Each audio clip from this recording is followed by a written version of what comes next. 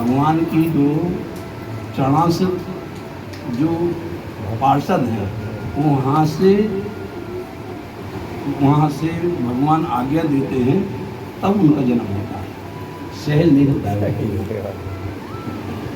इसलिए बड़ा भारी परिवर्तन के लिए होता है। और तुलसीदास जी का जो जन्म है वो एक समाज से जुड़ा हुआ जन्म है। और रामायण कहाँ से जुड़ी है? समाज से जुड़ी है, परिवार से जुड़ी है। रामायण भारतीय संस्कृति से जुड़ी है कि कैसा रहना, भाईचारा कैसा होना चाहिए, बामताई से कैसी भक्ति होनी चाहिए और कहाँ कैसी मर्यादा होनी चाहिए, वो रामायण सिखाती है।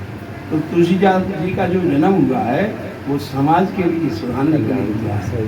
तो रामायण कहाँ से जुड़ी है? समाज से जुड़ी है। और समाज कहाँ से जुड़ा होता है? राष्ट्र से जुड़ा होता है। और राष्ट्र कहाँ से जुड़ा होता है? धर्म से जुड़ा होता है। और जब धर्म सुरक्षित होता है तब देश सुरक्षित होता है। तो सबसे मूल स्थिति में तुलसीदास जी महाराज है, क्योंकि वो समाज से जुड़े हुए हैं। समझ में? और भी सबका प्रणाम है सबको, लेकिन जैसे कर्म की बात कह रहे हैं, कौनों की कह रहे हैं, लेकिन वे समाज से नहीं जुड़े। समाज जब तक न कोई सामाजिक स्थिति सामान्य न हो, जब तक धर्म सुरक्षित नहीं हो सकता। इसलिए तुलसीदास जी का जो जन्म हुआ है समाज के हित के लिए हुआ है। और जब समाज संपूर्ण रूप से सुसंस्कृत के रूप में उनका प्रादुर्भाव, उनकी उन्नति होती है, तो फिर देश सुरक्षित होता है और अपने अपने धर्म के अनुकूल एक अनुगमन करने वाले हो जाते हैं।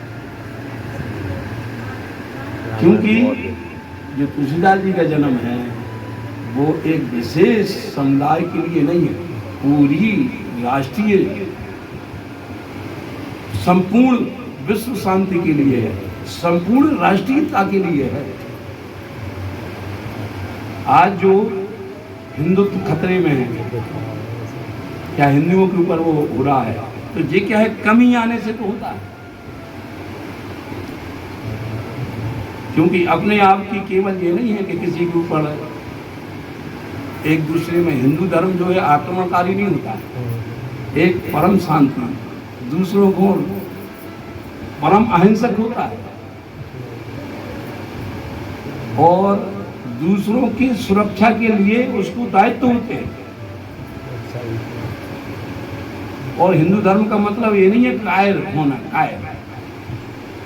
देखो, एक धर्म के अनुकूल आदमी मर्यादा के अनुसार वो नभ जाए तो वो कायरता नहीं है, वो धर्म के हिसाब से नभा है।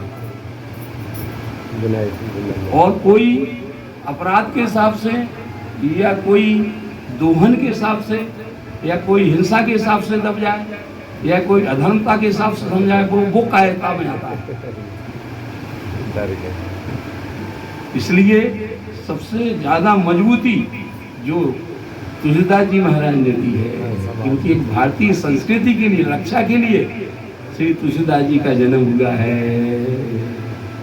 बोलो गोसाई तुलसीदास जी महाराज की जय। बोलो गोस्वामी तुलसीदास जी महाराज की जय। बोलो गोस्वामी तुलसीदास जी महाराज की जय।